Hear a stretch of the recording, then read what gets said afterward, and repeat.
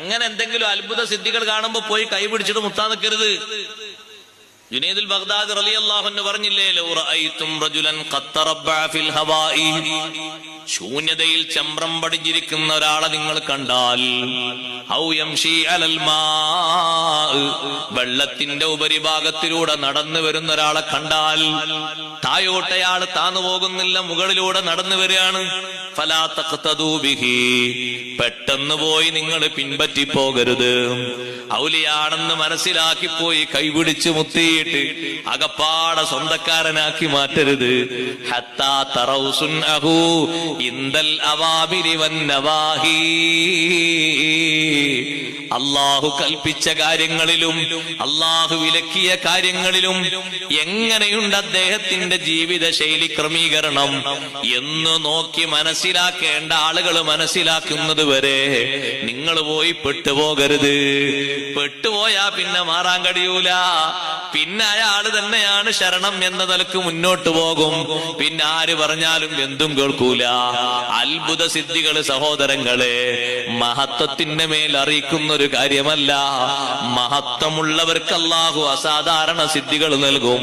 അസാധാരണ സിദ്ധികൾ മുഴുവനും കറാമത്തായി കൂട്ടരുത്, അതേ അത്ഭുതങ്ങളായി കൂട്ടരുത്.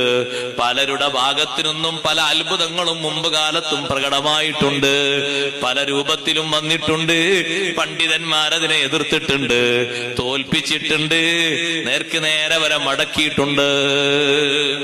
നീ ഖിത്താൻ ചെയ്യാത്തവനെ പറ്റി വേറെ എന്ത് പേരെ വരുന്ന അറിയില്ല. അള്ളാഹുത്തല കാത്തുരക്ഷിക്കട്ടെ. നിസ്കരിക്കാത്ത ആൾക്കാരത്തൊക്കെ പോയിട്ട് ഓരോരുത്തർ ഇത്തിക്കാഫിരിക്കുന്ന കാണുമ്പോ നമുക്ക് ചിരിയോട് ചിരിയാ വരുന്നത്. എന്താ സഹോദരങ്ങളെ, എന്റെ സഹോദരിമാരോട് ഞാൻ പറയട്ടെ, ഒറ്റ സ്ഥലത്തും പോയി നിങ്ങൾ വിട്ടുപോകരുത്. നിസ്കാരല്ല, നോമ്പില്ല, ഒരു സംഗതിയില്ല. കൺകെട്ട് വിദ്യകളും ജാലവിദ്യകളും ശീലമാക്കിയിട്ട് എന്തെങ്കിലൊക്കെ സിഹറും മറ്റേതും പഠിച്ചു വെച്ചിട്ട് ആളുകൾ വരുമ്പോ മാറി പരിശോധിച്ച് നോക്കുമ്പോ ക്യാൻസർ മാറിയിട്ടുണ്ട്.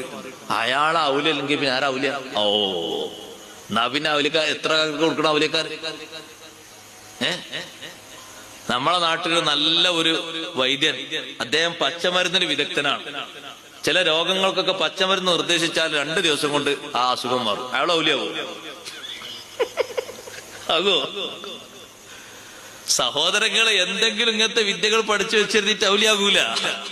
അങ്ങനെ പോയി കുടുങ്ങരുത് ആരും. എത്രയോ സഹോദരിമാരങ്ങനെ പോയി പെടുന്നു. അള്ളാഹു കാത്തുരക്ഷിക്കട്ടെ. പോയി കുടുങ്ങരുത് സഹോദരങ്ങളെ. ഉമർ